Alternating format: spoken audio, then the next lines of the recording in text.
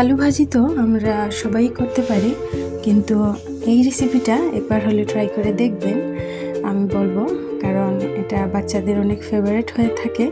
যদি একবার ট্রাই করেন আপনার বাচ্চার হয়তো ফেভারিট হয়ে যেতে পারে।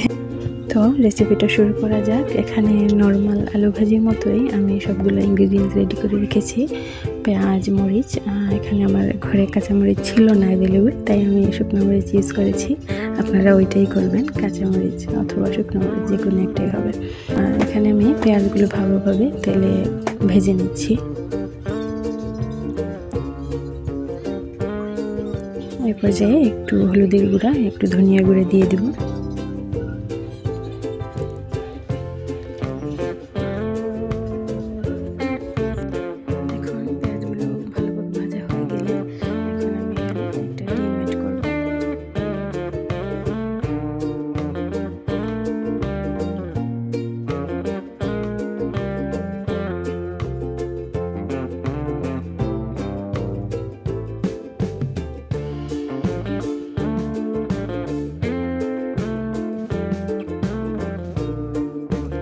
ডিমটা একটু সাইড করে, পেঁয়াজগুলো একটু সাইড করে তেলের মধ্যে এড করার চেষ্টা করব, তাহলে ডিমটা ভালোভাবে কুক হতে পারে।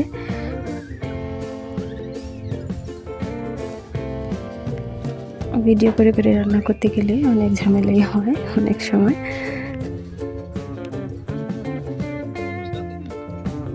ডিমের সাথে পেঁয়াজকে ভালোভাবে মিশিয়ে দেব, যাতে এটা ভালোভাবে কষে যেতে পারে।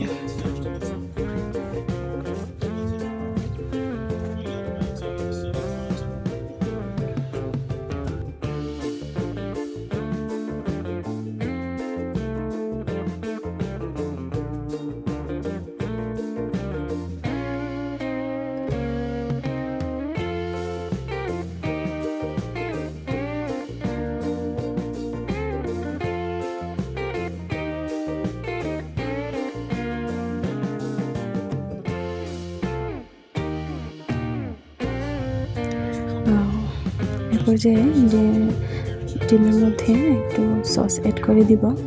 আর এই রেসিপিতে এটাই সবচেয়ে বড় ট্রিক্স, কারণ বাচ্চাদের খাওয়াতে হলে একটু সস অ্যাড করে দিলে ওরা খুব মজা পায়, ফ্রেঞ্চ ফ্রাইয়ের মতো মনে করে। এই সসের কারণেই এটা আমার ছেলের অনেক পছন্দ, আমার অনেক পছন্দ করে এটা।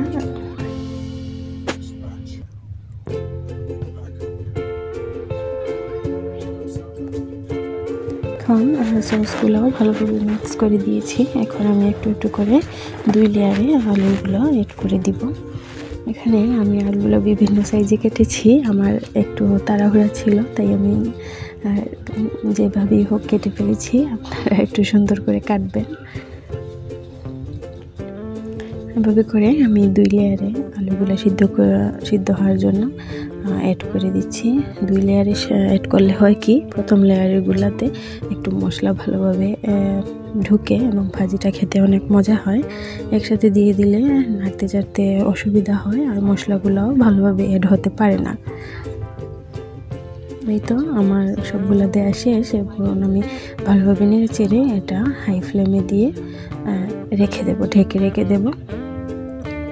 এবং প্রথম 5 মিনিট এটাকে খুবই হাই ফ্লেমে করে ভাজতে হবে, যাতে আলুর পানি বের হয়ে গিয়ে আলুটা সেদ্ধ হয়ে যায়। এবং দেখতেই পাচ্ছেন আমি ঠিক 5 মিনিট পরে এটা দেখছি, আলুটা প্রায় হাফ সিদ্ধ হয়ে গিয়েছে।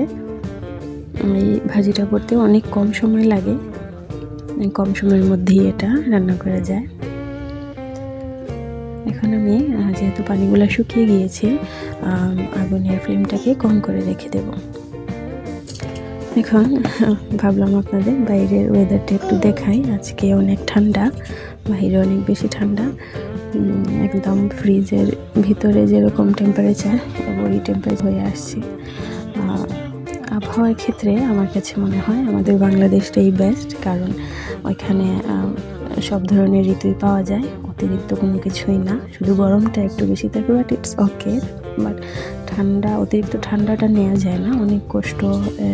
তারপরে বাচ্চাদের মেনটেন করা অনেক কষ্ট, অনেক ঠান্ডা থাকে। তাই আমাদের বাংলাদেশের ওয়েদারটা অনেক ভালো। দেখতেই পাচ্ছেন অত সময়ে আমার ভাজিটা প্রায় হয়ে গিয়েছে এবং অনেক সুন্দরভাবে এটা কুক হয়েছে, সিদ্ধ হয়েছে আলুগুলো। খুবই মজাদার লাগছে দেখতে। শুধু বাচ্চারা না, এটা বাচ্চারা বড়রা সবাই খেতে পারবে। রুটি দিয়ে ভাত দিয়ে অনেক টেস্টি হয়, অনেক মজা লাগে। আপনারা একবার টেস্ট করে দেখবেন, ট্রাই করে দেখবেন বানিয়ে।